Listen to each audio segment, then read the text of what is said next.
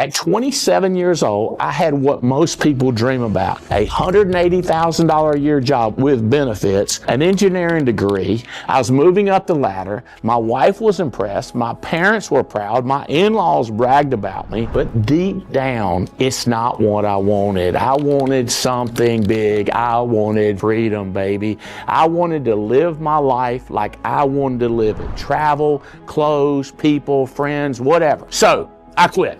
I walked away. Something most people will never do. Here's the 5 critical reasons that I moved like that. And the 5th one is the hardest to accept, but that one for sure helped make me wealthy. Okay, number 1, choose dreams over comfort.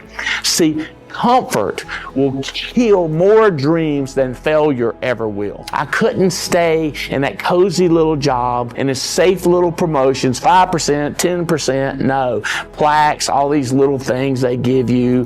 No. I wanted my name on buildings. I wanted to travel the world. I searched for ways to dream. I would go to nice car dealerships, Ferraris, and look at it. And I would watch cribs, people's houses, and I go like, yeah. That's what I'm talking about. I wanted more. I desired more. I cared more about the success than I did safety. And when you step into scary, you need the right people around you. That's what leads me to number 2.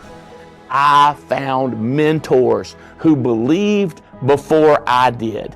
These people looked at me and said, you can do it. See, the hardest person to convince was me, because I thought I'm an average, ordinary guy from this simple little town, not special, not too tall, not this, not that. I didn't have it. But these mentors who had done it, they looked at me, looked in my eye, and they said, you persist, you can do this, you can have it. I wanted to believe. So I did. So that belief took me to where I started my own businesses. But even with these mentors, I had to make a decision that terrified me, and that was number 3. I burned the boats. I had no way out. I didn't just quit the job. I also quit my graduate school. I was getting a master's degree.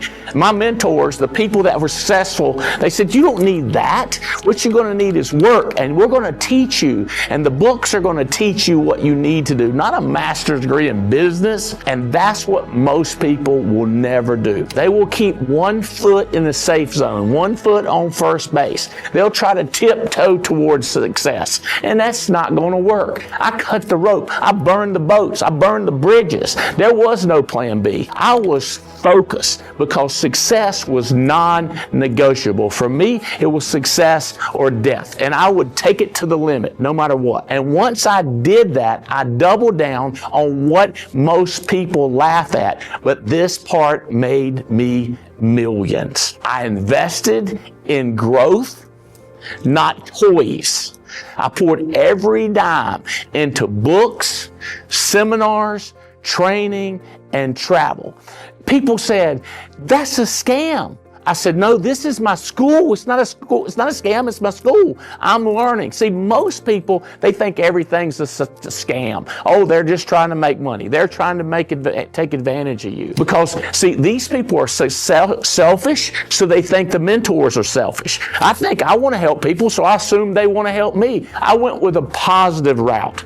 I looked at my mentors and I said, if I do good, it makes them look good. If I do bad, it makes them look bad. So they must be telling me the right thing to do. So I worked on my belief because I knew if I believed more, I would do more. So while other people bought toys, I bought tickets to events. I invested in relationships because it costs more money to get around the right people. So I put all kinds of money into building my mentality by working on my training, my success. See, most people will never leave the $180,000 job because they feel like that's their success. The last thing, I refused to think small. Most people stay stuck because they believe small. They think 180 is big money. They think country clubs and cute houses are the dream. But I didn't want cute. I wanted extraordinary. I wanted legacy. I wanted buildings. I wanted buildings named after me. I wanted vacations, first class. I wanted to help set them up for life. It's not that they didn't want to work, but that they could work starting at a higher level. If your thinking is small, your life's going to be small. The only way I could leave was thinking big, so that 180,000 felt like pennies compared to the life I saw in my imagination. You see, the Bible says, without vision, you shall perish. I had a vision and I wasn't going to perish. I was going to win. So why did I leave my 180,000 job at 27 years old? I chose dreams over comfort. I found mentors who believed before I did. I burned the boats. I invested in growth, not toys. And most importantly, I refused to think small. See, most people will never do that. They trade freedom for comfort. They'll die with their dreams still inside of them. See, what I know is if God put it in you, we can get it out of you. But I didn't think small. That's why today I travel the world with my wife, my kids, my grandkids. I live freedom. I make choices based on what I think is right, not on what somebody's telling me right. The question is, will you settle for comfort or will you chase extraordinary? I was comfortable. My wife was happy. She wasn't screaming at me. And I call them high maintenance women. If you've got one that's screaming at you, good, okay? But my wife was not screaming at me. She was comfortable. I was comfortable. I just didn't want to be comfortable. I wanted to be extraordinary. And I realized it. There's a thing called having the courage to be normal or be average. And that is an important thing. I was okay with that, but I wasn't okay with not trying to be extraordinary, not trying to travel the world. I wanted to try. And once I found a path, I committed. And my mentors told me the things that I'm telling you. And I'm telling you, I had faith. I believed. I availed myself to their teachings. I listened to what they were saying, and I incorporated it into who I was, because I knew they were saying that I had what it took, but I knew I didn't have what it took at where I was. I knew they meant that I had to grow to become another person so that I could gain another life. I did it, and you can do it. Most people won't do it, but I really do hope you make that decision.